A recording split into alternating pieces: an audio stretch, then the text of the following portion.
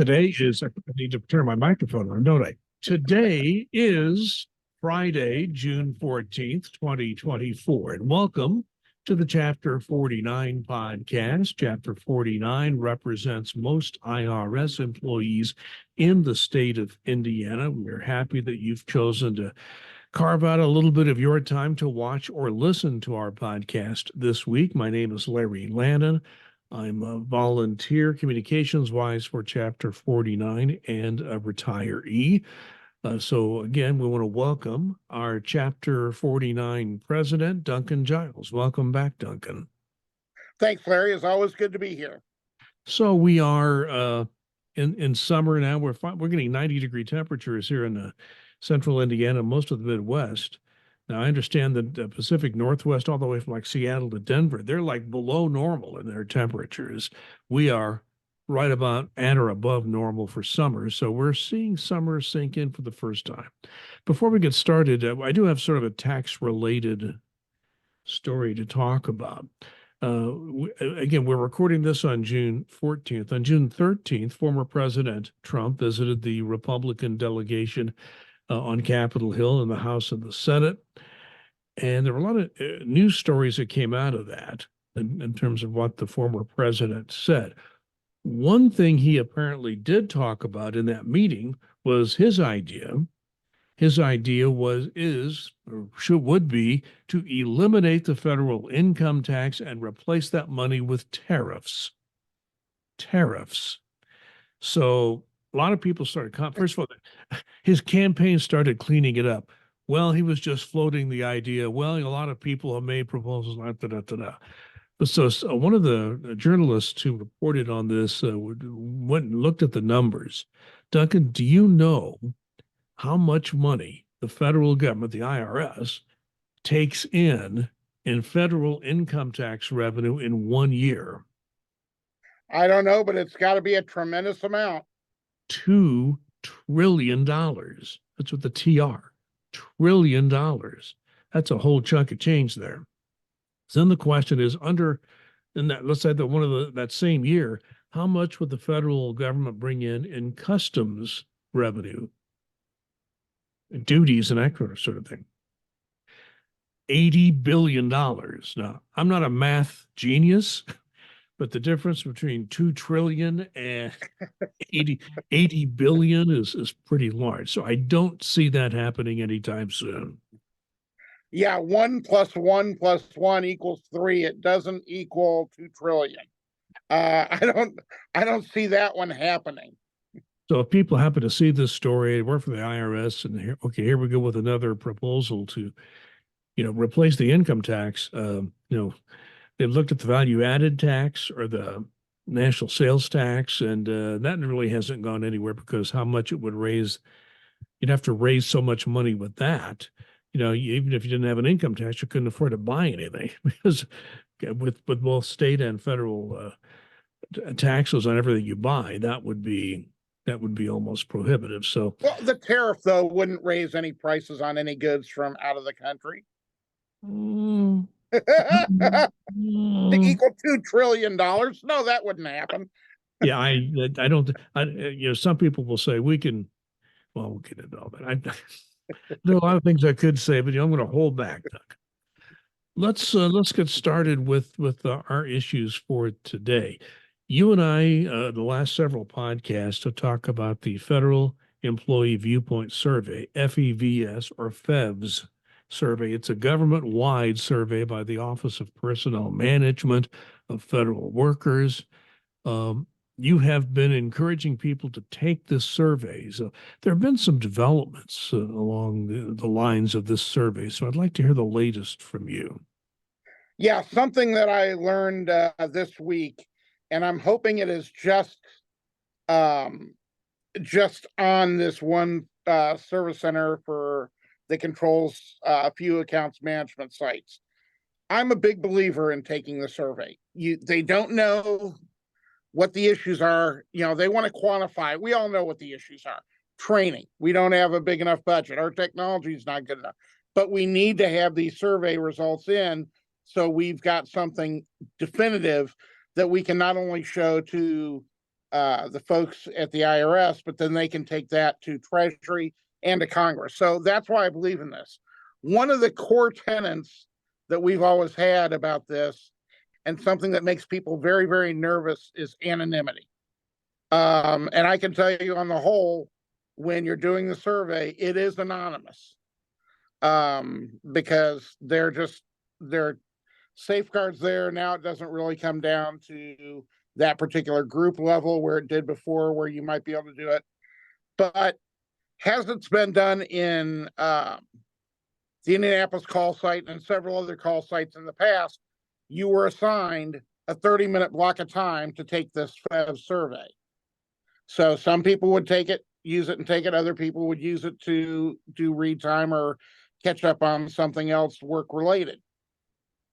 Andover Service Center has directed its accounts management site and its remote sites, which Indianapolis is one of them, to basically have the employees request to take the survey so they can request time to do it. Instead of giving everybody the 30 minutes as a whole, oh no, let's save some time and just, have the employees ask for that, which is one of the biggest dumbass ideas I've heard from the federal government in quite a long time. The reason being is if you're having anonymous, you want it to be anonymous, somebody who has to ask for the time to take the survey, well, they're pretty much waving their arms and saying, hey, I'm taking it. So for those people, I don't believe there'd be a lot of retribution, but for those people who are understandably nervous about that, why would they want to step up? I was extremely angry about this when I heard about it the first time. And my first thought was, well, I'm going to tell people not to take the survey. No, here's what I would like to have everybody do.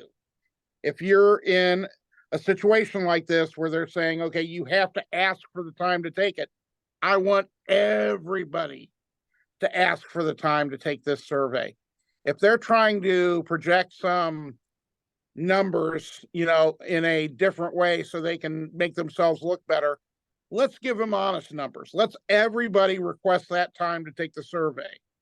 So if you're seeing this in Indianapolis in the call site, or if you're in a call site across the country where they're having this done, or if you're in a field group and they say you have to request time to take the survey, I would urge every single person out there, BU and NBU, to request time to take this survey and to go ahead and take it and to be completely honest about it.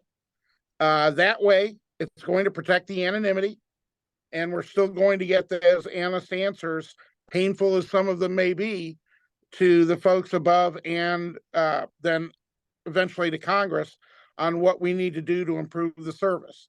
But it's just some of the things that some executives come up with, I truly, truly, truly just shake my head at and cannot figure out why they're doing something like this.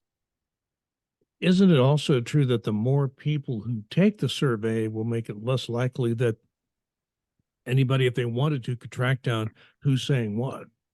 Absolutely. Safety in numbers.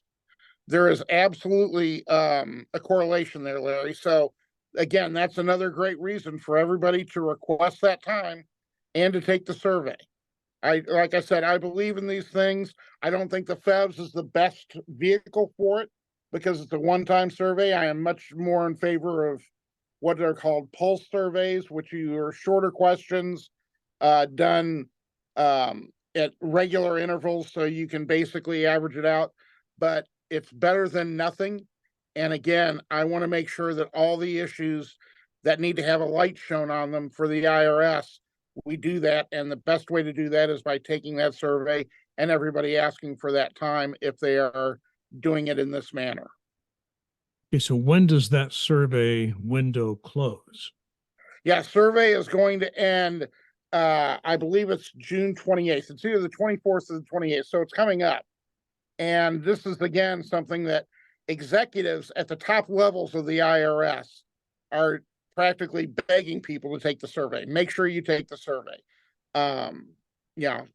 Get this out. And I do think it is the 24th now that I think about it. Take the survey. Please let us know what you think. And then you have others below them who do things underhanded, in my head, like this, just so they can make themselves look better with numbers. So please go ahead, request the time to take it. You get the time to take it. You deserve to take it. And we want to make sure everybody's voice is heard. Okay, so I think what you're saying is that if you want to request time to take this survey, you need to do it well ahead of the deadline. Yep, well ahead of the deadline. Do it as soon as possible, because from what I've seen right now, they're not even advertising it in these sites that you can ask for it. It's almost like they're hiding it, which is so counterintuitive to trying to make sure that we have higher participation in the survey. It just, like I said, it just blows my mind and makes me, as you can see, a little agitated. But Duncan, the IRS never does anything counterintuitive. No, never does anything counterintuitive, never ever plays with numbers whatsoever. No, they don't do that at all. So I've seen that from the point of view of a union official and as a manager. You know, some of the managers on the ground level trying to get the work done. Now, there are some times we do feel supported and feel like the people above us are helping us. Other times that word counterintuitive does come to mind. Let's move on to another subject, one we were intending to talk about last week, but somebody messed up. I don't know, maybe the host, and forgot to mention it. But it is an important issue. We do have some people who work for the Internal Revenue Service who are involved in very sensitive issues and sensitive work. Some of them even have top secret clearances. Maybe you can tell us, first of all, who some of these people, it's not a large number, but it's enough nationwide to be of concern. Who are these people that hold top secret clearances, and what is IRS proposing to do with these workers? Yeah, this is like you said, a smaller group. Mostly these are revenue agents, some revenue officers, who actually work. Their grand jury is a great example. The folks who advise the Department of Justice on grand jury tax matters, things of that nature, is the one that springs immediately to mind. But others who do similar type of work for either the IRS or for other government agencies. And what has happened is somewhere in HCO, we're still not quite sure where, they came to a determination that, okay, if you have a top secret clearance, you can't be bargaining unit, you need to be moved to non-bargaining unit. Now, again, non-bargaining unit status usually means you're either A, in management, or B, you're dealing with things in a management related way that could have information about other employees, that deals with that type of thing, or you're dealing with policy. It's not dealing with a grand jury case.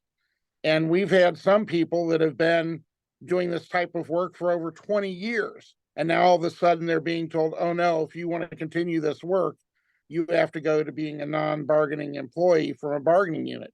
Even though it was advertised, the position description was blessed by OPM, Office of Personnel Management, as a bargaining unit position. And now all of a sudden it's non-bargaining. We got this up. I'm sure there are other chapter presidents, but the wonderful chapter president of Chapter 10, Lori McCann, and I are both have individuals who are impacted by this. And we've been talking to NTU National Office, and NTU National Office, bless their hearts, they go right over the IRS and go, what are you people doing? Because IRS was just basically rolling this out and steamrolling it. And National NTU said, okay, we need to stop. We need a briefing. We need an explanation. And we need to see exactly why you're doing this.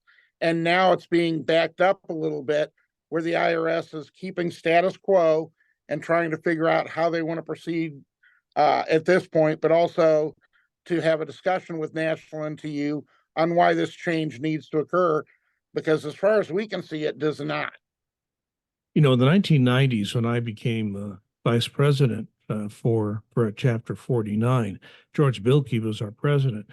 And I remember him briefing me on an issue that happened years ago, because years ago, if you were and I knew some revenue agents that had grand jury duty. And when you are on grand jury duty, you have special clearances.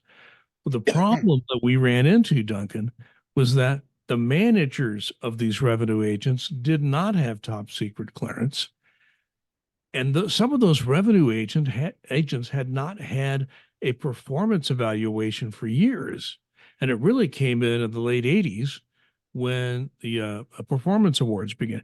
We found out, Duncan, and I think you've heard this story, that when the performance awards first were rolled out, that we in Chapter 49 found out that there were some employees that hadn't had an annual performance evaluation for 10 years. The employee wasn't interested in a promotion. The manager and he or she just decided not to do it or not to bother with it. And when the performance award contract came into play, you needed to have a current evaluation. You wouldn't believe all these people finally got evaluations. But what finally, when we came up with this issue about how do you evaluate somebody on grand jury duty as a revenue agent, finally, I don't know how it's handled today, but at that time, the agreement was that the Department of Justice, that was overseeing the grand jury, would provide feedback to the manager on the performance, not the top secret issues, but on the performance of the employees. So at least at that point, those people who were working grand jury were able to get a performance evaluation. Exactly. And that's still a lot of how it's done today for precisely that reason, because a lot of these managers don't have the TS or top secret clearance. And, like I said, I can just speak for the impacted ones in Indiana who do I know one for sure has done a great job for decades and have been involved in very important cases for the Department of Justice, and has been a great member, an NTU member, and didn't want to lose that. And we're not going to have him lose that over a decision that we can't see the logic for. So we really want to see, what exactly they're basing this on, and if it possibly might be another erroneous decision. Okay, so we will keep an eye on this, even though it's a small number of people in our chapter. Nationwide, this does add up to a significant number of employees who would be impacted by this. And I have always found that once Department of Justice, they have a revenue agent assigned to grand jury and they're doing a good job, they like to hang on to that person. Oh, absolutely. And that person, if they like the work, they want to stay, and it works out well for both people. But if you put the non-bargaining on it, some employees may not want that status. So we hope the service looks at this carefully. Let's put it that way. Let's move on to Schedule F. Here it comes again. We talk about it. Once again, just to tell people what this is, Schedule F was an effort by the previous administration to greatly expand the number of presidential appointees in the federal government, people on the payroll working for the federal government. The question always has been, Duncan, if Schedule F were ever to be implemented in some way, shape, or form, and it nearly was by the Trump administration, they just ran out of time to get it done, and President Biden rescinded all that. If Schedule F were ever implemented, just how many people would be impacted and who would be impacted? Do we have any idea about how this would happen if, unfortunately, it ever does?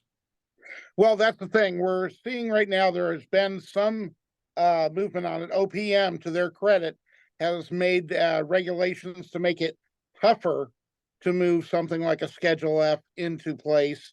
But under a new administration, it would not be impossible to do.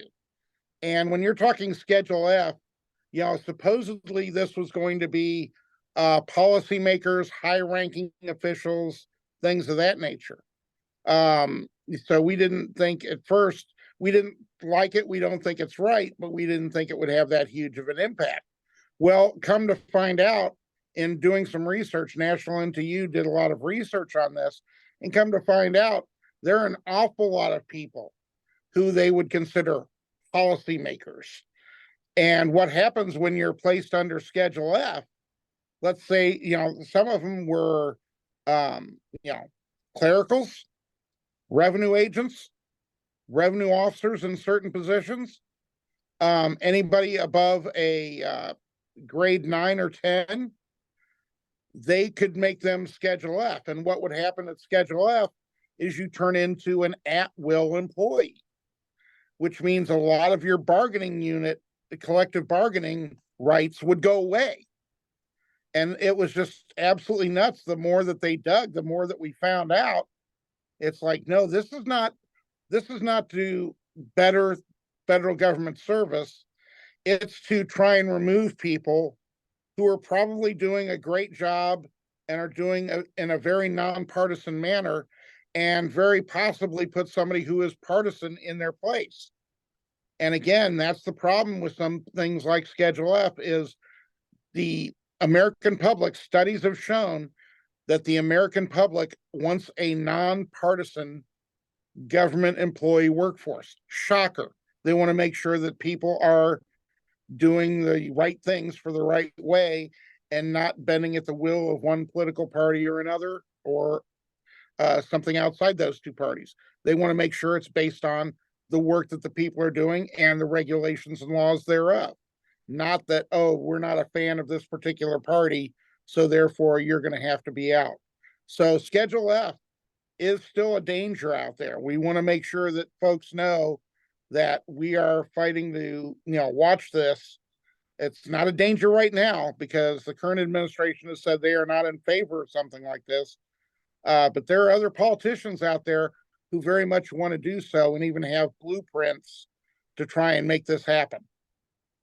All right, so we are watching this carefully and getting a better feel for what it could be if it ever is implemented. And NTEU is part of a number of people who want good government, who are saying no to this. Most states that had the spoils system where every time you have a new governor, or especially a governor of another party, everybody gets fired. I mean, that was true. I mean, highway departments, in Indiana, Bureau of Motor Vehicles. I've told that story many times. Now the BMV in Indiana is held up as a great success with a professional workforce.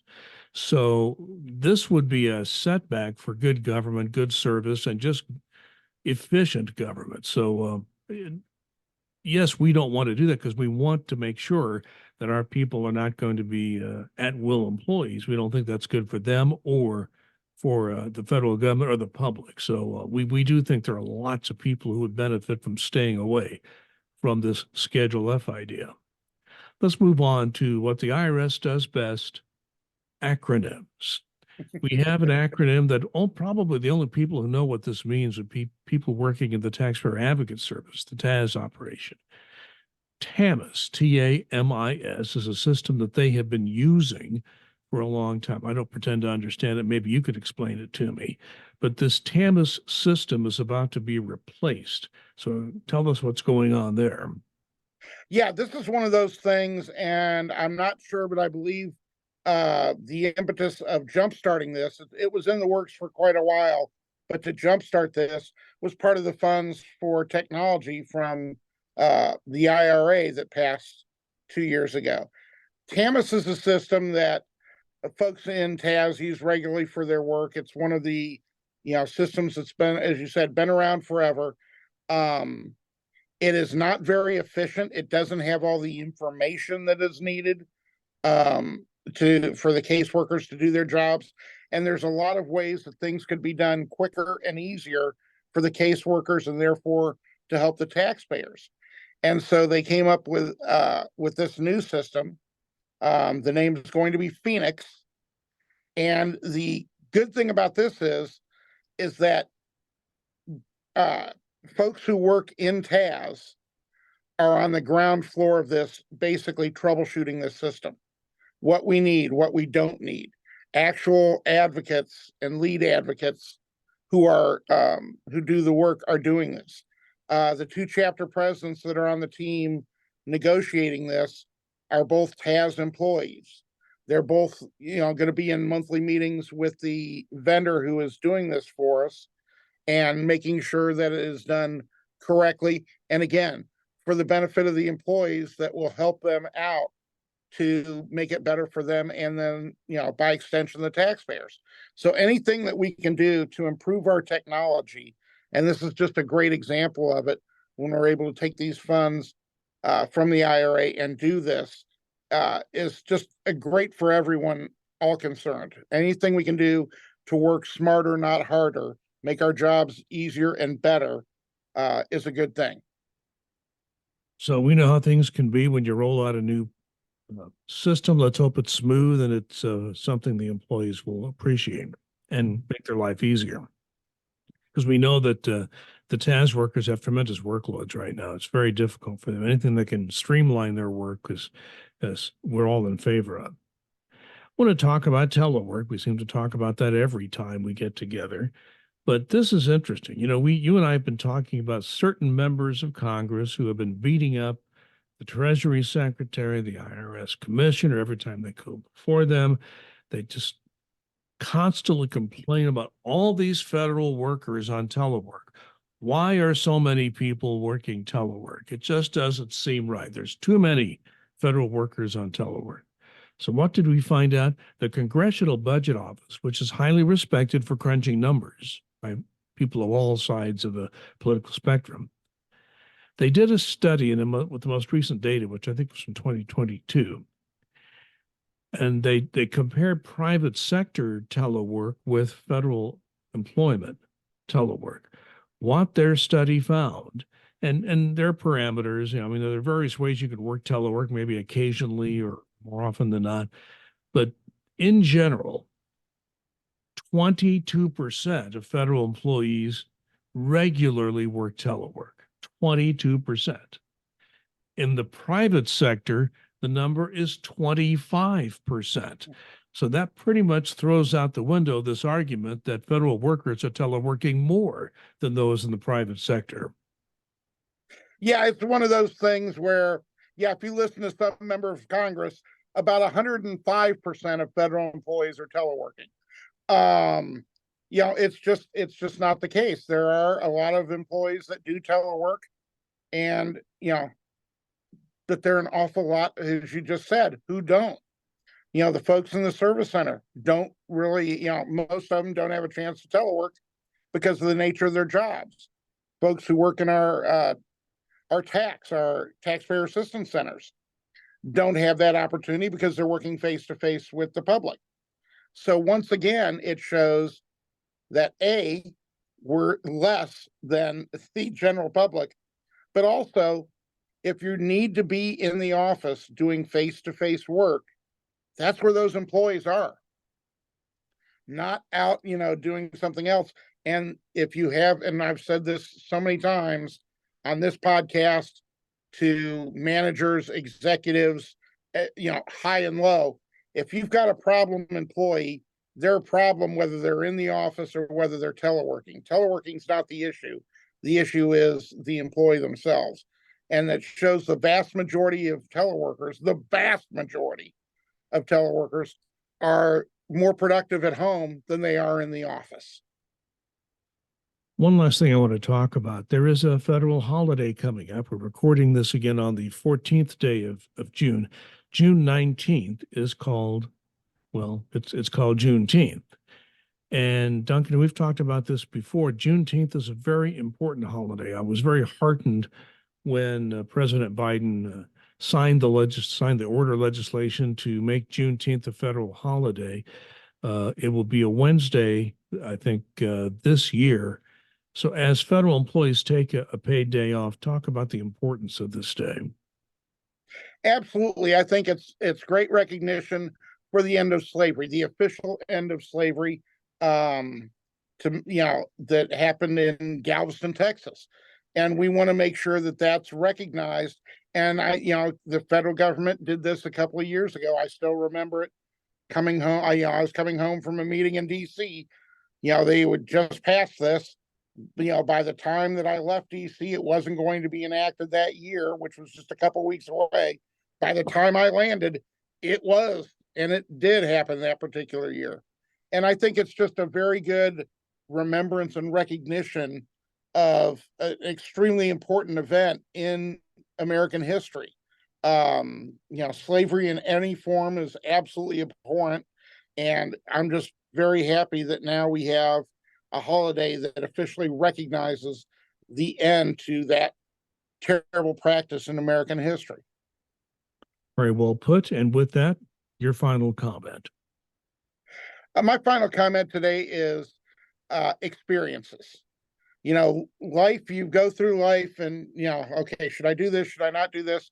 The things that people really remember away from work, because again, remember, work is not your life. Your life is what's away from here, with family, with friends, things of that nature.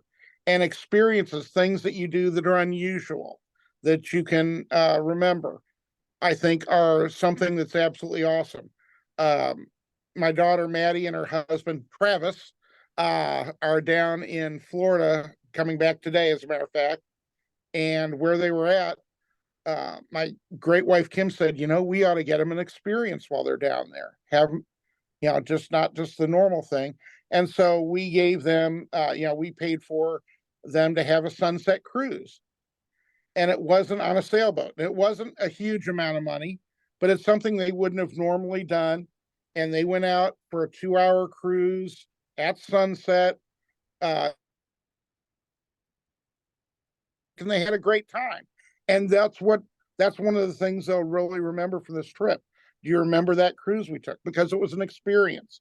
So when you have the opportunity to do an experience that's going to be meaningful and memorable for you and with your friends, family, whoever it might be, I would strongly urge you to take it, because life is special and experiences make it even more so. My final comment is just want to mention that I do produce these podcasts for Chapter 49, but I also have a series of podcasts that I produce here in Fishers, Indiana, where I live and write a local news blog. And there's a man living here in Fishers who's a well-known sports writer, Mark Monteith. He was able to obtain an old manuscript that's been around since the late 50s, early 60s. And it was a book about the life of Bill Vukovich, one of the legendary race drivers that ever got behind a race car, the wheel of a race car at the Indianapolis Motor Speedway. And he was able to look at the book that was written by Angelo Angelopoulos, who died far too young in 1962. He had written the book, but it had never been published. So he was able to obtain a copy of this transcript, which was in, not exactly final form, a lot of written notes. How authors do this. Sometimes it's hard to decipher what they really means. But he went over the book. His wife helped him out, and he was able to edit the book into a book that anybody could read. It's out now. It's called Vukovich, The Man Who Wouldn't Lift. And when you use the word lift there, we're talking about lifting off the accelerator. Now, those cars in the 1950s didn't have ground effects. They weren't pushed to the racetrack like they are today with wings on the back, aerodynamics and all that. Those were just big lugs of race cars in those days. And he would go into a corner and he would be the last one to lift. He just had a lot of courage and talent. He was able to do that and was one of the most talented drivers that ever raced at Indianapolis. Died in a very tragic accident during the 500 in 1955. So the name of the book is Vukovich, The Man Who Wouldn't Lift. Had a great podcast with Mark Monteith, the man who edited that, from Angelo Angelopoulos, that legendary sports writer in Indianapolis who originally wrote that book. If you like the Indianapolis and the history of the 500, I'm sure it's a book that would interest you. And I want to thank Duncan Giles once again for joining us on the Chapter 49 podcast. We try to make it a weekly podcast. We don't make it every week. But we've been doing pretty well the last few weeks. We have most weeks we have been able to produce this podcast. If you like the podcast, let other people know. Put a like or a comment on the podcast platform you're using. In the meantime, please be safe and be kind.